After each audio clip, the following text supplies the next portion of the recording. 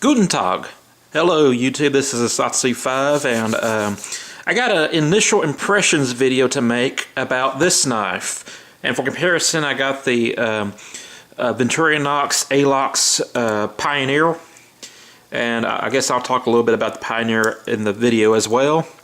And I got one of my favorite magnifying glasses that I took from the school that I worked at the time. They were thrown away overhead projectors, and if you ever see like someone throwing away overhead projectors, get their magnifying glasses. They're thick, they work very well, and they're good for starting fires. They're good for magnifying things. They also have mirrors in them that are good for signaling, and we've played with those too.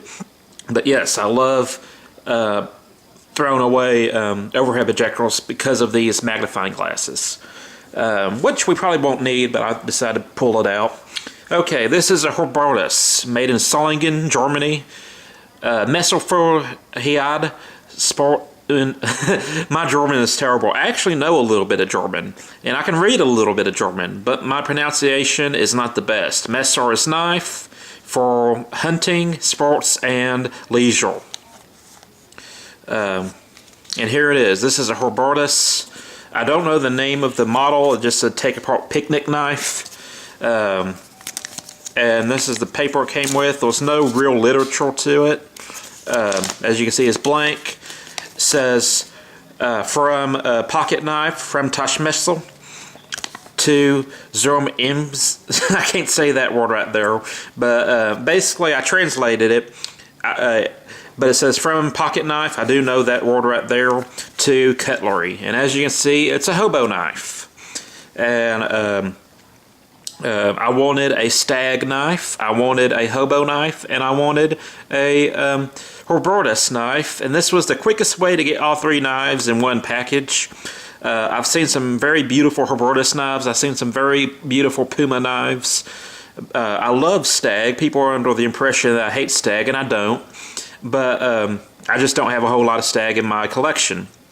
But I wanted something a little bit different. As you can see, this has a slightly different fork on it compared to the Case and Camilla's hobo knives. This has, this more medieval style fork. Has a bottle opener, which is important depending on what you're drinking. And also has a corkscrew. And it comes apart, and you get the knife. And you can use this as a fork and knife combo to eat. But this side is relatively good. I'll have to open it to reassemble it. But there were some faults with this knife. Some things that I didn't expect from a German company.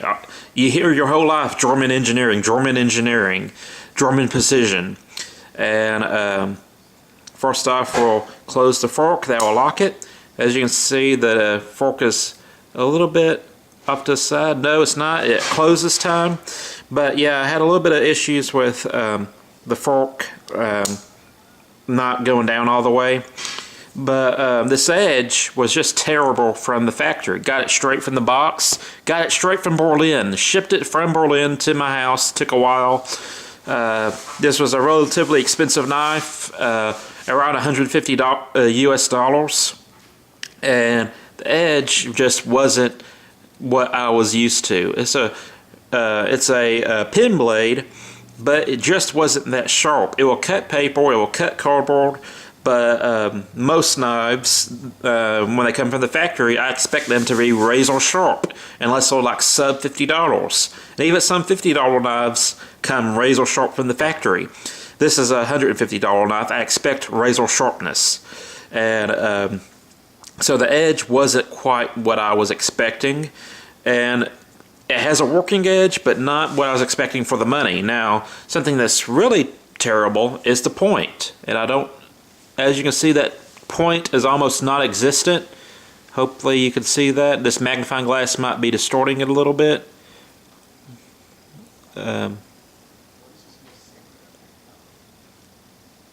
There you can see the point is almost non-existent. It's almost like it's been blunted. I'm putting a lot of pressure on this point, and it is not stabbing me. It's kind of working its way in, but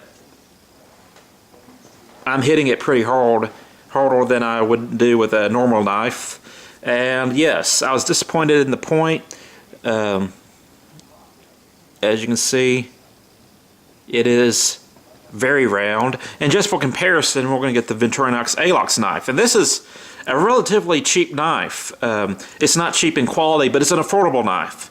I think it's like $40. The Nespresso knife, which I wouldn't mind having, which is a limited edition, is $55 from the factory. So this is a relatively cheap knife. And look at the difference on those points. Both pen blades.